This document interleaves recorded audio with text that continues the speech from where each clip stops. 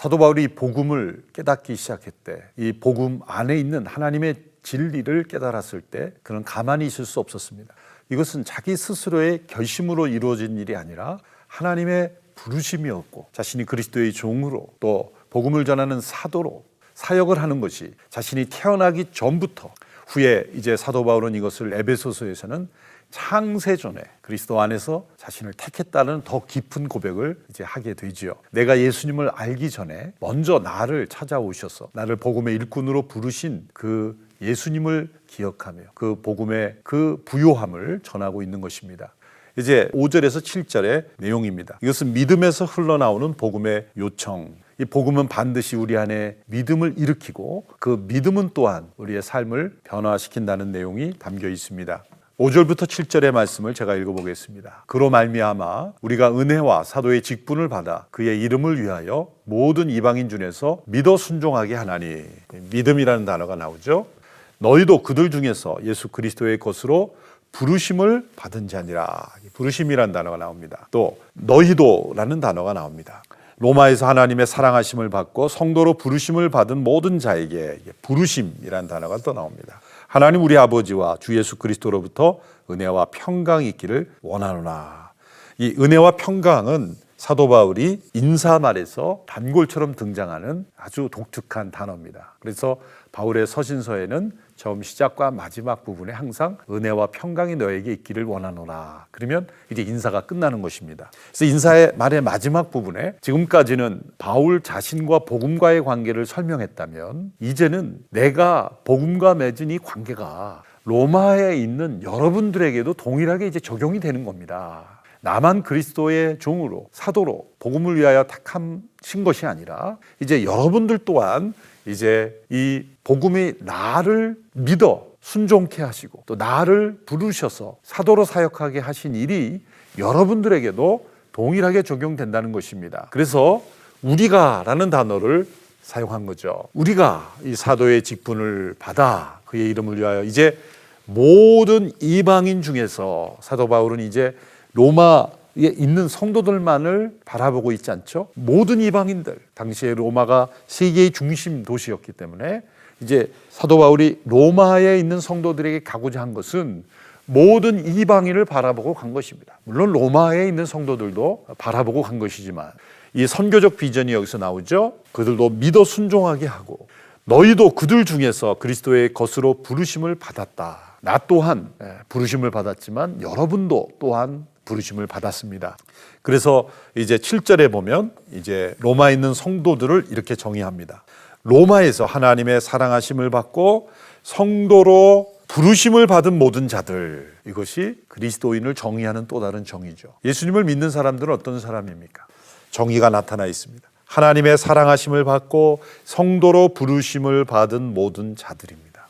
성도가 바로 우리의 가장 중요한 소중한 호칭입니다. 거룩한 백성으로 부르심을 받은 자들, 나의 선택 이전에 하나님의 부르심입니다. 나의 변화는 하나님의 부르심 때문에 일어날 수 있는 것입니다. 복음은 우리를 부르시는 하나님의 손길이 담겨 있는 기쁜 소식이라는 거죠. 그래서 로마에 있어 하나님의 사랑하심을 받고 성도로 부르심을 받은 모든 자에게 하나님 우리 아버지와 주 예수 그리스도로부터 은혜와 평강이 있기를 원하노라. 이것이 바울의 인사말이 이제 끝나는 내용입니다. 자세하게 이 내용을 다시 한번 정리해 보면 예수 그리스도를 통한 은혜와 사도직은 모든 사람들이 믿고 순종하도록 하기 위한 것이다.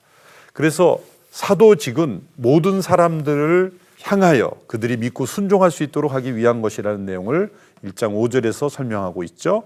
그래서 이 모든 이방인 중에서 믿고 순종하게 한다 내용을 말씀한 것을 다시 강조합니다. 두 번째, 복음의 요청은 그리스도를 믿고 믿음에서 흘러나오는 순종으로 그리스도의 종으로 복음을 위한 사도적 삶을 사는 것입니다.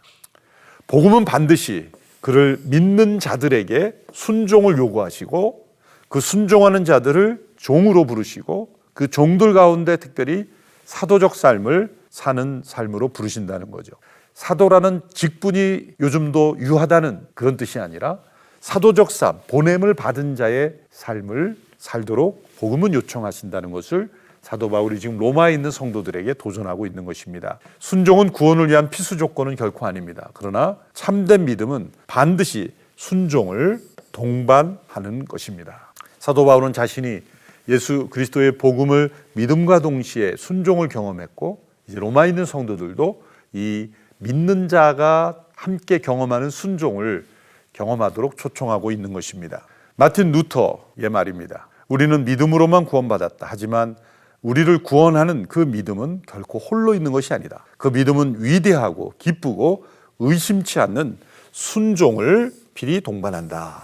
그래서 로만 캐톨릭의 생각을 종합하면 믿음과 순종을 더하여 구원이 임한다, 이렇게 이제 생각할 수 있겠지만, 마틴 루터의 이 말은 이 순종, 믿음은 바로 구원받은 자에게 순종이 동반된다, 이렇게 설명하는 것이 되겠죠. 그래서 믿음으로 구원을 받는 자들이 바로 반드시 이 순종을 동반하게 된다, 이렇게 설명을 하게 된 것입니다.